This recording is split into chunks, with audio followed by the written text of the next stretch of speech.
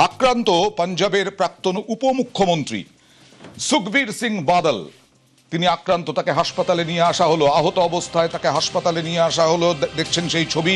মহারাষ্ট্রে আক্রান্ত পাঞ্জাবের প্রাক্তন উপমুখ্যমন্ত্রী। মৈত্রেয়ীর সঙ্গে কথা বলবো। মৈত্রেয়ী, কি ঘটেছে? দেখো, সুখবীর সিং বাদল তিনি একটি গুরুদ্বারায় গিয়েছিলেন প্রণাম করতে, এবং সেখানেই তিনি আক্রান্ত হন এবং ছুটি নিয়ে তার উপর হামলা করে আততায়ীরা, এবং সেই সময় সুখবীর সিং বাদলকে কৃপান নিয়ে তার উপর অ্যাটাক করা হয় এবং তাকে দ্রুত হাসপাতালে নিয়ে যাওয়া হয়েছে। তার হাতে ইনজুরি হয়েছে বলে এখনো পর্যন্ত। কারা হামলা চালালো এখনো পর্যন্ত চিহ্নিত করা গেছে কিনা?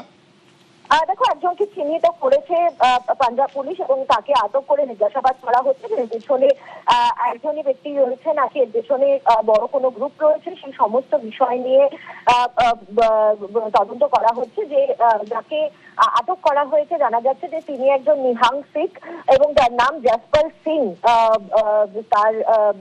সে অ্যাটাক করেছিল এবং তাকে আটক করা হয়েছে ইতিমধ্যেই।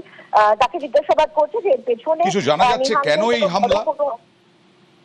দেখো, এখনো পর্যন্ত কিন্তু কারণ জানা যায়নি, তবে নিহাং যারা রয়েছেন শিখ সম্প্রদায়ের মধ্যে বা পাঞ্জাবিদের মধ্যে যারা নিহাং শিখ রয়েছে, তাদের বেশ কিছু অসন্তোষের জায়গা এর আগেই ছিল শিরোমণি আকালি দল নিয়ে, এবং সেই অসন্তোষের জায়গা থেকেই অসন্তোষ বাড়ছিল এবং সেখান থেকেই হামলা হয়ে থাকতে পারে বলে প্রাথমিকভাবে অনুমান। তবে পুলিশ এখনো পর্যন্ত জিজ্ঞাসাবাদ চালাচ্ছে এই ব্যক্তি যাকে আটক করা হয়েছে তাকে, এবং সেখান থেকে কোনো তথ্য বেরিয়ে আসে কিনা এবং এর পেছনের মূল কারণ কি সেই সমস্ত খতিয়ে দেখা হচ্ছে।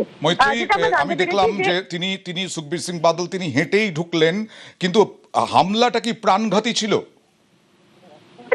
চেষ্টা করা হয়েছিল যে তাকে বুকের উপরেই এই কৃপান দিয়ে হামলা করার, কিন্তু সম্ভবত তার সামনে যারা পুলিশরা ছিলেন, প্রোটেকশনে যারা ছিলেন, তারা বাঁচিয়ে দিতে পারেন এবং সুখবীর সিং বাদল তার হাতে ইনজুরি হয়েছে বলে এখনো পর্যন্ত আমরা জানতে পারছি, এবং তিনি আহত হয়েছেন, কিন্তু যথেষ্ট গভীর ক্ষত তার হাতে হয়েছে।